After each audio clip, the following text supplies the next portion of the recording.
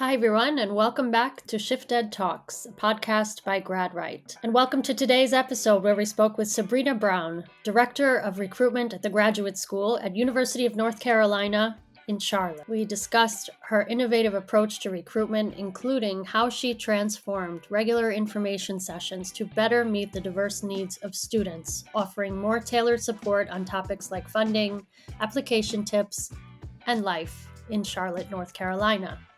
Sabrina also emphasized the importance of listening to student feedback throughout the entire student life cycle, from prospective students to current students to alumni, and how that feedback has directly shaped the recruitment efforts at University of North Carolina, Charlotte. Tune in for an insightful conversation about the role of student feedback in shaping educational experiences and the importance of truly understanding your international students. And here we go.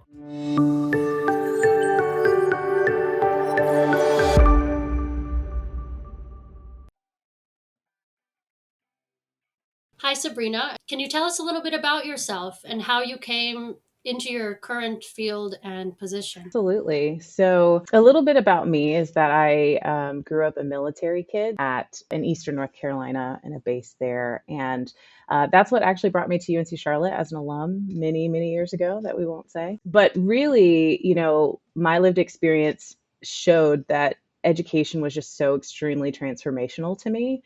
And I remember chatting with a mentor of mine, and I was like, why can't I just do what you do? Like, I just love students and impacting students. And she was like, well, this is a real job.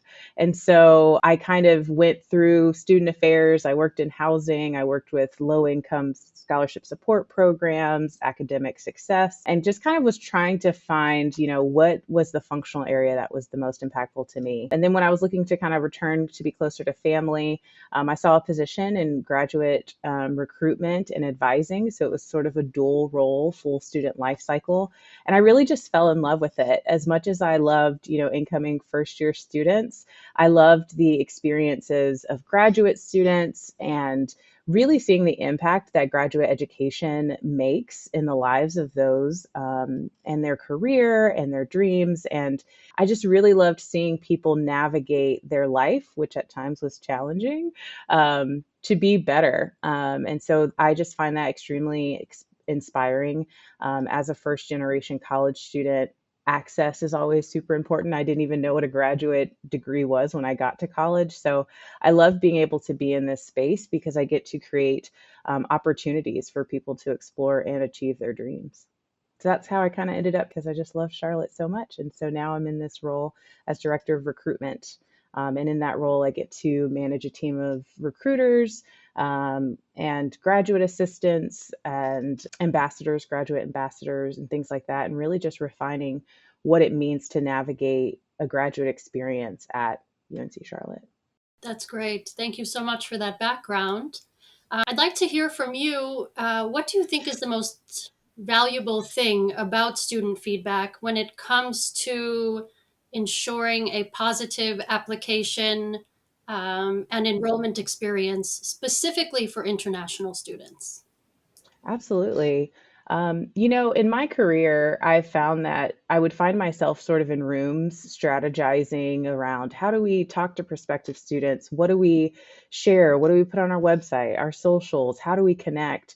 And I would find that the question about what students think and what prospective students think was always sort of missed. And I felt like I was always kind of calling in that experience when we were sitting there talking about, we can talk about ourselves all day, but what do people actually need to make the best decision for themselves? I think graduate education is a big lift for anyone, regardless of whether you're coming directly from your undergraduate and maybe you're able to maybe focus on your graduate education solely. And then we span to people that have children and spouses and careers, and they're trying to sort of manage a lot of competing priorities. And so when we start thinking about who are we to people, we've got to keep those people central to that. I think that there are a lot of ways that we can collect student feedback, but for me, there's no replacing a student or prospective student's experience.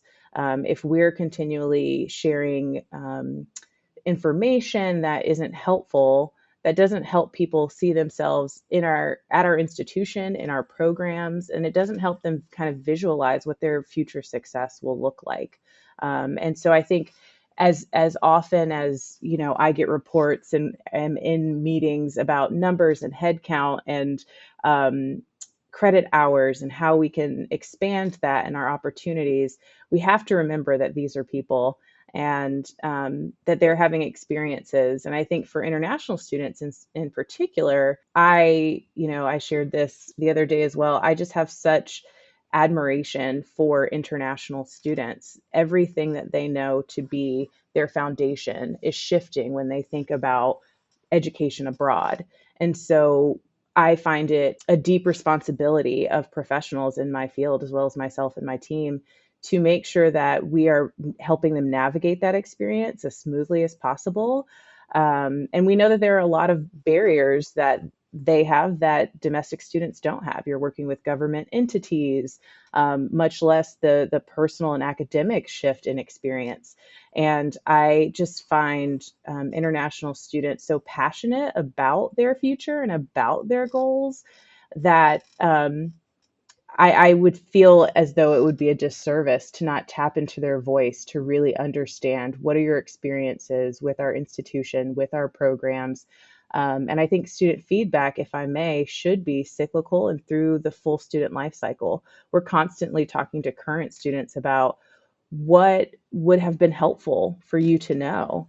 I think we'll talk about how that's influenced some of the things that we do here at Charlotte differently based on that student feedback. But keeping that central, I can't get into the minds of these folks and their experiences unless I ask them, and we can't be afraid to truly ask, which means we might have to brace a little bit if we hear things that don't align with the success we hope that we're offering to folks. But I think it's just critical. It's so poignant, and I don't think that we can do our work without the student voice, whether that's on the prospective student side or the current student and alumni side.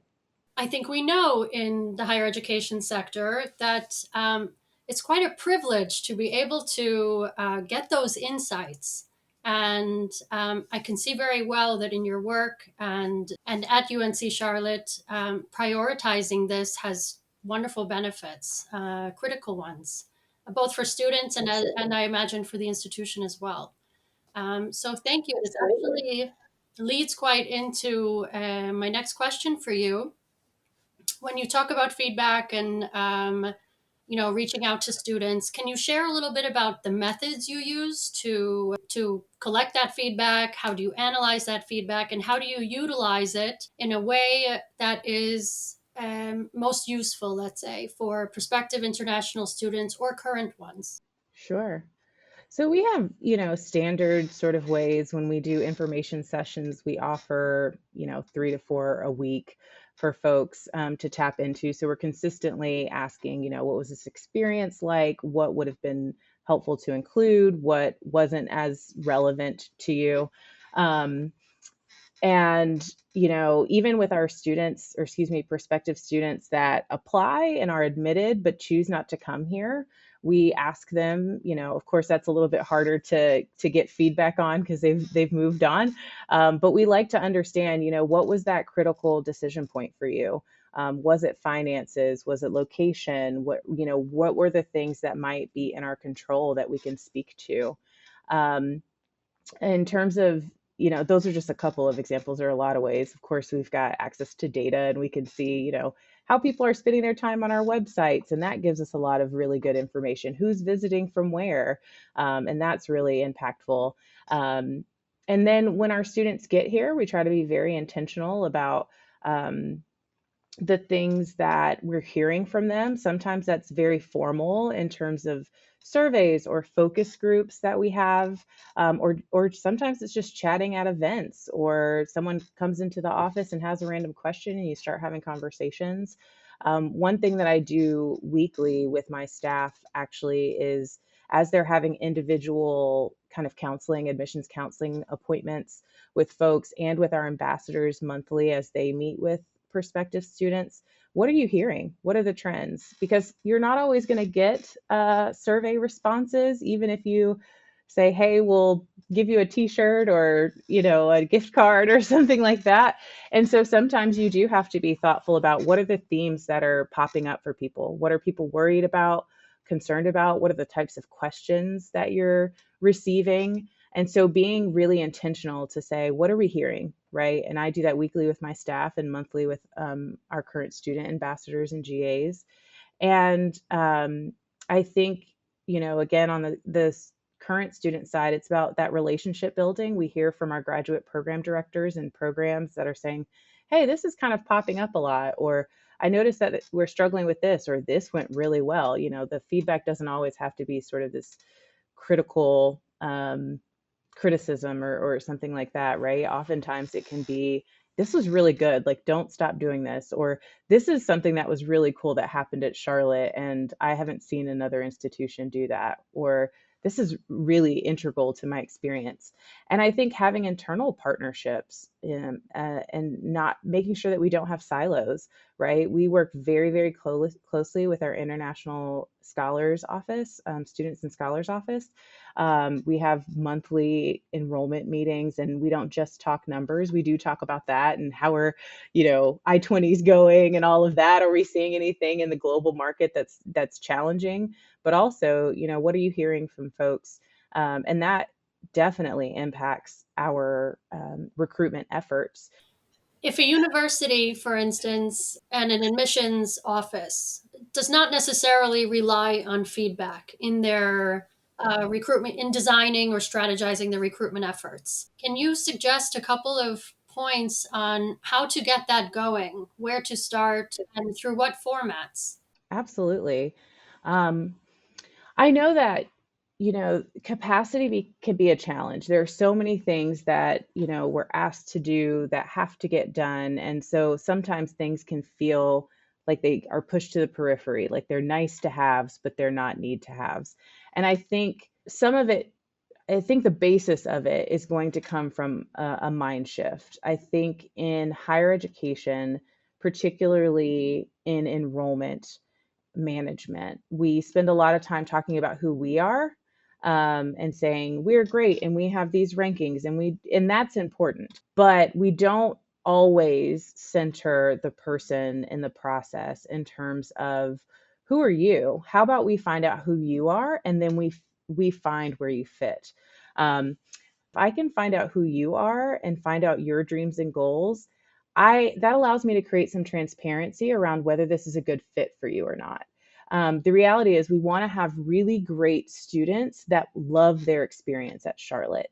If you come and chat with one of my recruiters and have an admissions counseling meeting and you're not finding either quite the right program makeup, whether it's modality or curriculum or outcomes, then it's just not a good fit. And me trying to kind of stick you in a program that's going to take years and a lot of money and time and investment, that's not going to be a good experience for us. It's not going to be a good experience for you.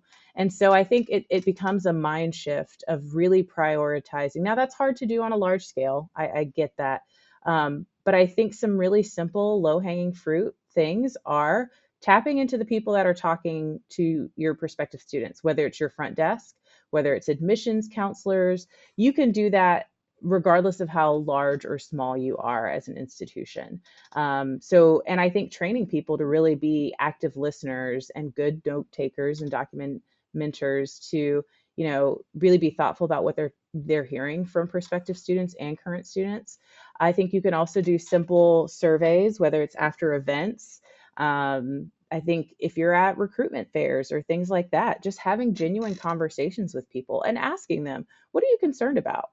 There are some higher level things that we're even looking at, such as having dynamic request for information forms. So instead of saying, what's your name? The stock standard, the boilerplate form is, hey, what's your name? When are you interested in enrolling? What program are you interested in? And maybe a couple of other pieces, email, phone number, things like that. And so we've been playing around with the idea of dynamic RFIs, which are, what are your top 2 or 3 concerns? And then we can speak to that. So if somebody says it's funding, it's living in the US, and it's managing a job at the same time, right? We can maybe speak to that in some of our communication plans, right? We can, instead of saying, here's who we are and all of our rankings and all of this, we can say, hey, you told us that you're concerned about funding. Here's our funding page. Here's also, some funding resources. Here's a session that you can go to. And so you're giving people what they're actually looking for and asking for to make the best decision for themselves. And so that gets a little higher. Of course, we're talking about student feedback, but we can't ignore the things that we get from students just through their applications, through website traffic. And while that's not specifically one-to-one feedback or many-to-one feedback directly from the student, it does tell us a lot about who people are, where they're coming from, where they're spending their time, again, on our websites and things like that, because we know that's the first thing they're going to, Google or some other search engine, and they're coming straight to our websites. It's the most accessible. You can do it at any time. And so if I think one other tip I would give is that we have to remain nimble. I think if you work in enrollment management, you know that one cycle is never similar to the next. And you can think, man, that last cycle, we did so great. We knocked that out of the park. And then other things will come up, whether it's global politics, economies, world economies, just general interest in higher education, travel, pandemics. There are tons of things that come along that you have to adjust for. And I think enrollment professionals, one of their greatest strengths has to be adaptability and context shifting. Some of the things that we also do, again, that's not specifically student feedback necessarily, and in some ways it is. We look at job markets, right? We know that's very important for international students, especially for international students that may be interested in staying and working in the US. What are your job outcomes? Not just salary, that's a big part of it, but can I get a job? Can I get sponsored? Can I get a job in my field? And we're constantly pulling on alumni to tell us those things in our first destination surveys. Where are you ending up? Where are the companies that you're ending up? What are your salaries looking like? What are the positions that you're getting? Was that in alignment with what you thought you would kind of come out of graduate school with? And if not, that doesn't just speak to our career center. And here we're very lucky to have a center specifically for graduate students that focuses on career outcomes and career readiness and things like that. But it's going beyond. And so I have a very good relationship with our director of our Center for Graduate Life. And we talk consistently about, what are you seeing? Not just what are people worried about when they go to enter the career and workspace, but where are they landing and are they happy with their outcomes? I can sit on a session and tell you what our statistics are, but it's so much more impactful when, one, I have a current student who is an ambassador on that call talking about their experiences in career readiness, but can also talk about and highlight alumni and their experiences. And that is a form of feedback. And I think I just get really passionate about this because I think sometimes we can consider front-end enrollment sort of in this silo, and that's just what we do. We do this cycle and then we move on to the next cycle, and we can't do that without consistent 360 evaluation of the student life experience. I can't tell you about how great Charlotte is if I stop at when you take your first step on campus. It has to be when you walk across the stage and beyond. That's wonderful. Thank you very much for those examples. And you had mentioned a few minutes ago rankings. And it is my understanding that UNC Charlotte was just granted quite a significant ranking, and a bit of a unique one, actually, in terms of subject. So, can you just share a little bit about that? Absolutely. So there is a company out of Pittsburgh called F1 Hire, and they look specifically at career outcomes for international students. And what I love about this ranking, and I'll be a little selfish in this, is that when you look at rankings in the US, it's important to look at methodology, and sometimes it can be focused on how well known, name recognition, who knows who. and those reputation pieces and not necessarily on specific data. And so that's what I love about this ranking. So we are ranked number 27 in the United States for the best career outcomes, specifically for international students. And we are number one in the state of North Carolina. So what that is, and their methodology is based on number of international students that we have. So they only look at institutions that have 500 or more international students, and we have far more than that. And they look at salary, job placement, where folks are getting their jobs, levels at which folks are getting their jobs. And it's not just based on what's reported back, it's based on, US labor statistics and things like that. And looking at where alumni are ending up as well. And what I will say is that we have some pretty big competitors in our state. We have Duke University. They have very high international student populations, and we were able to kind of show our value in our part of the state. I think something that people don't think about with Charlotte, they either don't think about it because we're not, New York or LA or maybe a bigger city that shows up, but we have a lot of really great, amazing opportunity for careers, for internships, for OPT and CPT, and all of those things that we know matter. So really a big congratulations for that. It's quite remarkable. It says a lot about what you do for your students and the level of support. And again, that prioritization of the student experience that is very unique. So I want to thank you so much for joining us. Thank you so much for having us. It's been a very exciting conversation, and thank you all for listening.